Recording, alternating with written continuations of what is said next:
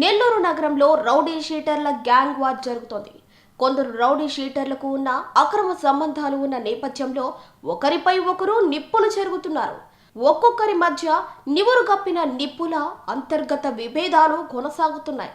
దీంతో పథకం ప్రకారమే హత్యలు జరుగుతున్నాయి. పక్కా స్కెచ్ వేసి నెల్లూరు పొదలకూరు రోడ్లోని ఇందిరమ్మ కాలనీ 2వ వీధిలో కల్లూరుపల్లి హౌసింగ్ బోర్డు కాలనీకి చెందిన అరవ సుజన్ కృష్ణ అలియాస్ చింటూ హత్య జరిగినట్టు తెలుస్తోంది. దీనికి సంబంధించిన వివరాలు ఇలా ఉన్నాయి. నెల్లూరు నగరంలో హత్య చేయటం అంటే మంచినీళ్లు తాగిన చందంగా ఉంది. రౌడీ షీటర్లు రోజు రోజుకు పెరిగిపోతున్నారు. గంజాయి మత్తులో ఏ క్షణంలో ఏం చేస్తారో అర్థం కాని పరిస్థితి నెలకొంది.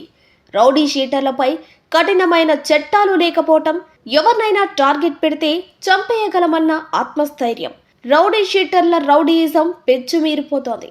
కొందరు సుపారీ హత్యలకు పాల్పడితే మరికొందరు సెటిల్మెంట్లో తేడాలు వచ్చి హత్యలకు పాల్పడుతున్నారు.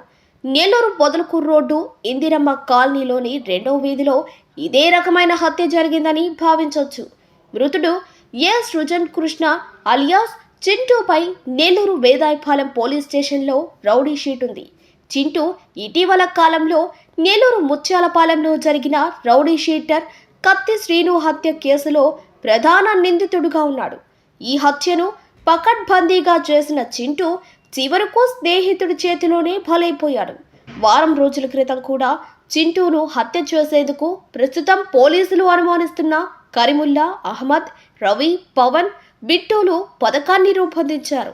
గత వారం పొదలకూరు రోడ్డు సెంటర్కు చింటూను ఆహ్వానించి మద్యం సేవించి హత్య చేయాలన్న పథకాన్ని రూపొందించుకున్నట్లు తెలుస్తోంది. గత వారం చింటూ వీరి చేతిలో నుంచి తప్పించుకుని పొదలకూరు నీల ట్యాంక్ వీధిలో నుంచి పరారైనట్టు తెలుస్తోంది. అయితే మరోసారి స్కెచ్ వేసిన నిందితులు చింటూను అంతమొందించేందుకు ఒక మహిళను పావుగా వాడినట్టు తెలుస్తోంది. ఈ ప్రాంతంలో నివాసం ఉంటున్న ఓ మహిళతో చింటూ చనువుగా ఉంటాడు. హోలీ పండుగ సందర్భంగా చింటూ ఈ మహిళ కోసం తప్పనిసరిగా ఈ ప్రాంతానికి వస్తాడని భావించి మాటు వేసి ఈ హత్యకు పూనుకున్నట్లు తెలుస్తోంది. పక్కా ప్రణాళికతో నిందితులు తెచ్చుకున్న ఆయుధాలతో చింటూను అంతమొందించారన్న సమాచారం తెలుస్తోంది.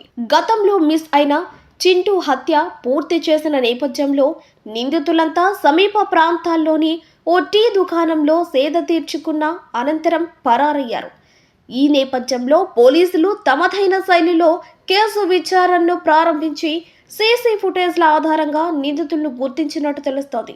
ఇది స్నేహితుల మధ్య వివాదమైన, రౌడీ షీటర్ల మధ్య జరిగిన వివాదమైన గ్యాంగ్ వార్ నేపథ్యంలో ఈ హత్య జరిగినట్టు పోలీసు వర్గాలు భావిస్తున్నాయి.